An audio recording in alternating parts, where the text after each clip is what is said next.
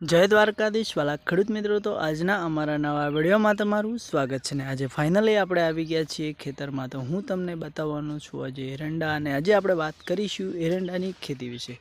તો સૌથી પહેલાં વાલા ખેડૂત મિત્રો, જો મારી આ વિડીયોની અંદર છેલ્લે સુધી બનાવી રહેજો ને વિડીયો સારો લાગે તો કમેન્ટ કરવાનું ભૂલતા નહીં. અને આજે આપણે વાત કરીશું કે સૌથી પહેલાં આપણે જ્યારે એરંડાનું વાવેતર કરીએ છીએ ને એની અંદર ખેડૂતો કયા કયા ખાતરનો ઉપયોગ કરે છે. અને વાલા આ છે અમારા એરંડા, અને એની અંદર અમે કયું ખાતર નાખીએ છીએ ને કેવી રીતે નાખીએ છીએ ને કેટલું નાખીએ છીએ એ વિશે આજે આપણે વાત કરીશું. અને છેલ્લે જ્યારે આપણો એરંડો એકસાથે ઉતાર કેટલો આપે છે અને એરંડાની અંદરથી ખેડૂતને કેટલો બધો ફાયદો થાય છે એ વિશે આજે આપણે આગળ ચર્ચા કરીશું. તો હું બધાને નમ્ર વિનંતી કરું છું બે હાથ જોડીને કે મારા વાલા ખેડૂત મિત્રો, વિડીયોની અંદર છેલ્લે સુધી બના રહેજો. ને વિડીયો ગમે તો કમેન્ટ કરજો, લાઇક કરજો અને શેર કરવાનું ભૂલતા નહીં. તો હવે આપણે વિડીયોને સ્ટાર્ટ કરીશું. તો વાલા ખેડૂત મિત્રો, જુઓ કે પહેલાં તો આ છે અમારા એરંડા, આખા ખેતરમાં આવી ગયેલા છે. અને ફાઇનલી આપણે આગળ વધીશું. તો કે જુઓ વાલા ખેડૂત મિત્રો કે આપણે આ જે એરંડા છે એની અંદર નાની નાની માળો ફૂટી છે. અને આ એરંડો એવી રીતે છે વાલા કે જે આપણે રેતવાળ જમીન આવે છે એની અંદર છે. એટલે આ અલગ થુંબડાવાળી જમીન છે, ટેકરાવાળી જમીન.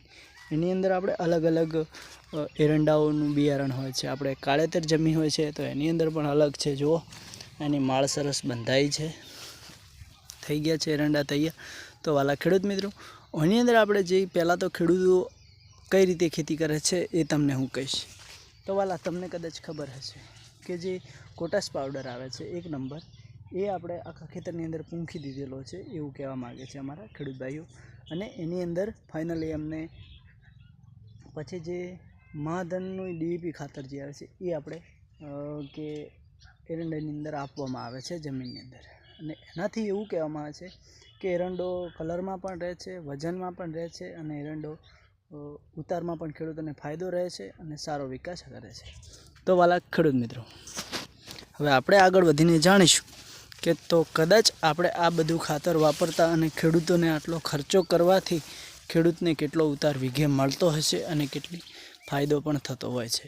તો વાલા ખેડૂત મિત્રો, આપણે ઘણા બધા એવા ખેડૂતો હોય છે અલગ અલગ એરંડાઓની વાવેતર કરતા હોય છે, અલગ અલગ વાવેતરોમાં ફાયદા લેતા હોય છે. ઘણા ખેડૂતો એવું પણ કહેતા હોય છે કે અમને આ વખતે એરંડાની અંદરથી નુકસાન થયું છે.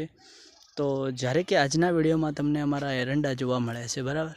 તો તમારું શું કહેવું છે કે આ એરંડાનું વાવેતર વીઘાની અંદરથી કેટલું થશે, કેટલો ઉતાર આપશે, અને આવા અલગ અલગ ખાતરો વાપરવાથી શું ખેડૂતને ફાયદો થશે કે નહીં થાય એ ફટાફટ કોમેન્ટ કરો. અને નેક્સ્ટ વિડીયોમાં ફરીથી મળીશું. અને કદાચ જો તમે અમારી ચેનલ ઉપર નવા હોય અને વિડીયો ગમ્યો હોય તો લાઈક કરતા જજો અને ફોલો પણ જરૂરથી કરજો. તો જય દ્વારકાધીશ. નેક્સ્ટ વિડીયોમાં ફરી મળીશું.